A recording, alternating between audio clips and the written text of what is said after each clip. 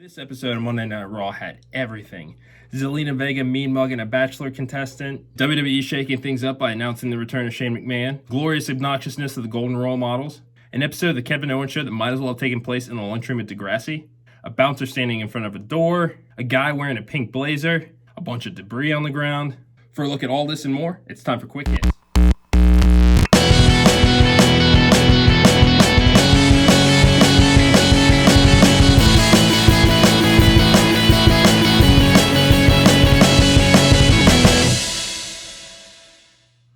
Monday Night Raw kicked off with an incredible clash between MVP and Apollo Crews for the United States Championship. Apollo Crews finally making his return to TV even after being diagnosed with Little Miss Rona. MVP declaring himself the new U.S. champion and having a new belt designed. And now we're finally getting to see these guys go one-on-one. A real solid showing by Crews and MVP.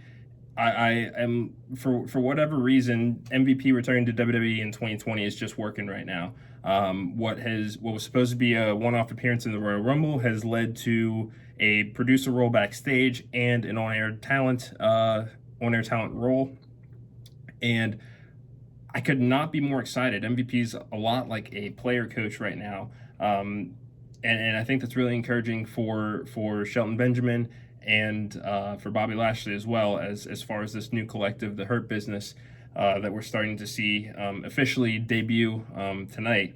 And everything about it's just working. It seems, the formula seems to make sense that when you have a wrestler working as a producer and kind of having this on-screen role too, that there's going to be a lot of creative input back and forth.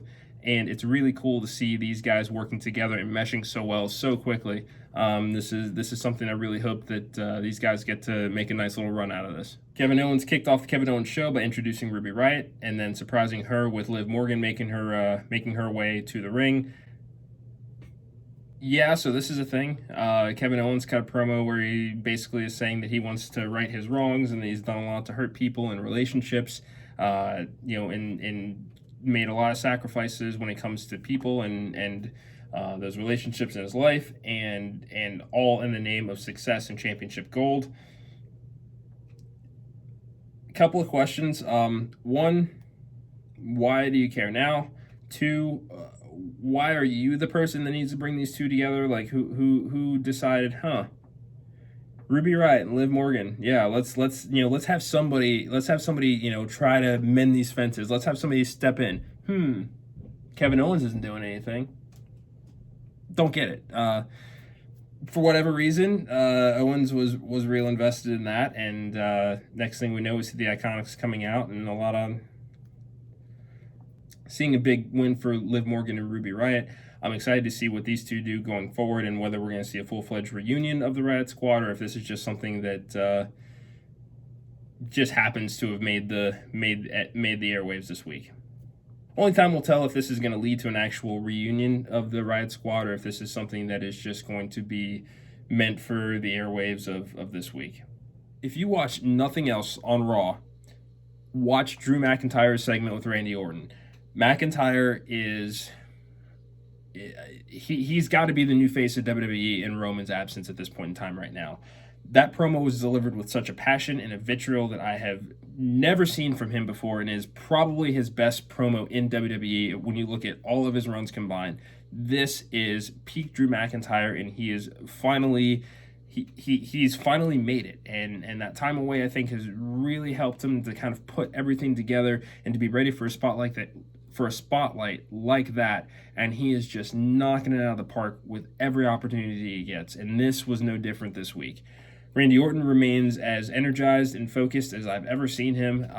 The legend killer gimmick, dusting that off as a legend killing legends, is a masterstroke on his part, and he seems to really be enjoying this environment in which there are no fans, or fewer fans that can kind of hijack the show and affect the delivery of what he wants to do. But this is a match I'm very excited for at SummerSlam. I'm not too crazy about the tagline, "You'll never see it coming," or something along those lines. It's hokey, it's cheesy, it's stupid, but this match is going to deliver, and I absolutely cannot wait. We had what started out as an incredible match between Sasha Banks and Shayna Baszler. At one point, it was seeming like Shayna would probably be the #1 contender for the Raw Women's Championship, but during this match, Asuka comes out and makes her presence known. This match ended in a no contest because a non-participant, Asuka, attacked a non-participant, Bayley. A brief shining moment, and then we're back. I don't understand what the logic was in booking this. Obviously, Asuka is going to have her shot at Sasha Banks and wants revenge for what happened with the Raw Women's Championship. That's a given. However, wonky finishes like this can really just kind of they can really just kind of let the sails out of what can be a good episode, and that was certainly not a great thing to see. As far as that particular finish, but if we can get some more of Asuka and Sasha Banks and more Sasha Banks and Shayna Baszler, and who knows, maybe a triple threat or something at SummerSlam, I am all the way here for it. I think that these three are going to have an incredible match together, very physical, very demanding, but it's going to tell a hell of a story too. So the odds are pretty good that we're going to get Sasha Banks and Asuka in a rematch for the Raw Women's Championship at SummerSlam. However, in order for Asuka to actually get that opportunity, she's got to go through Bayley next week in order to earn that shot. Bayley didn't look too terribly happy at the fact that Sasha Banks has essentially goaded her into doing her dirty work and making Asuka earn this victory.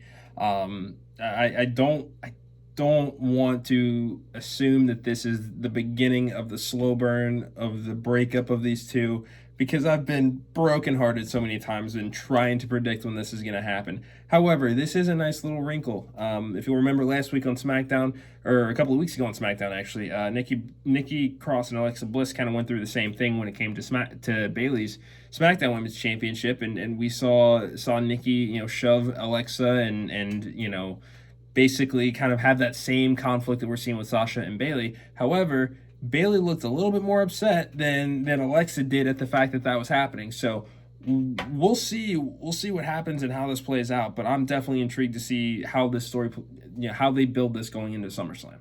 In anticipation for the Raw Tag Team title match at SummerSlam, Angelo Dawkins took on Angel Garza, and Montez Ford took on Andrade in respective singles matches.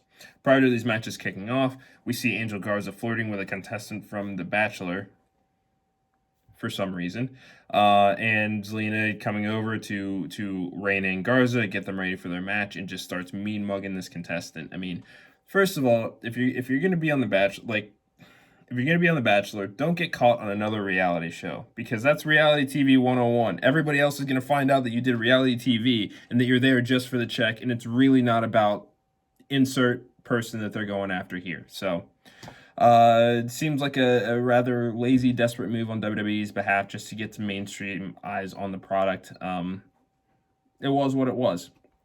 But I think the biggest story that came out of this tag team feud is that during Angelo Dawkins' match, we start to see Montez Ford out at ringside feeling a little lightheaded, getting a little woozy, and having trouble composing himself. Says he feels good enough to compete and take on Andrade. Next thing we know, mid-match, we see Montez Ford collapsing and the match being called off. Cut to Dawkins outside of the trainer's office, and it turns out that Montez Ford has been poisoned for some reason. Okay, this happened. Better than nothing, I guess. Though the one bright spot to this little segment was that we did see the return of Montez Ford's wife, the EST of WWE, Bianca Belair, and she was ready to snatch Zelina bald. I mean, whatever is happening here between these teams, they're just electric on screen together. And the dynamic of Zelina Vega and Bianca Belair is definitely something that needs to be explored, especially leading up to SummerSlam, because they're both single stars, and quite frankly, I'd love to see a little bit more of Zelina in the ring and Bianca Belair. For her to not be on TV consistently every week like she was in NXT is just an absolute travesty. So hokey story aside of Montez being poisoned, I think that there's a lot to enjoy here, and this has me excited for the Raw Tag Team title match at SummerSlam. Dominic Mysterio showed up tonight on Raw and was interviewed and indicated that he is going to seek revenge for his father and his missing eye, and wants to challenge Seth Rollins to a match at SummerSlam. We all kind of figured that this was going to be the case here, a big debut of Dominic Mysterio. I still have my doubts and I'm a little skeptical to see what he can do. But I mean, if he's the son of one of the greats, so I'm at least going to go into it with an open mind. But he definitely is going to need to work on his mic skills. He definitely still comes off a little bit timid and a little hesitant to kind of go full gusto and kind of just lose yourself in what's going on and losing yourself in that promo. But we'll see. I am intrigued at the very least to see if we're going to get a Rey Mysterio Jr. because why not? We could all use a little bit of high flying in our lives. Shane McMahon returned to Raw tonight, and it turns out that he's going to be hosting what's called Raw Underground. My reaction? No, no, no, a million times no. Vice did an entire documentary on why something like this doesn't work. I don't even need to see the rules yet, and I already know this is going to suck. Luckily for us, we got a little bit more clarity about Raw Underground before the show went off the air. At this point, it looks like it is now under new management. The Hurt Business, the trio of Shelton Benjamin, MVP, and Bobby Lashley, came in, took over, whooped ass, and took names. I am all in on this. I was skeptical when I heard the Shane was coming back. I was skeptical when I saw on TV what he was plugging, but they got me at the end when it came to what MVP, Lashley, and Benjamin are going to do with this. And this is a perfect vehicle for these guys because they're tough, they're brawlers, they're bruisers. They carry themselves like that with a little bit of swagger too. So it's really going to be interesting to see what they do going forward as far as building this and what they can do to make Bobby Lashley credible again. It's taken them over 2 years to get to this point with him, and it seems like he's finally starting to get his legs under him.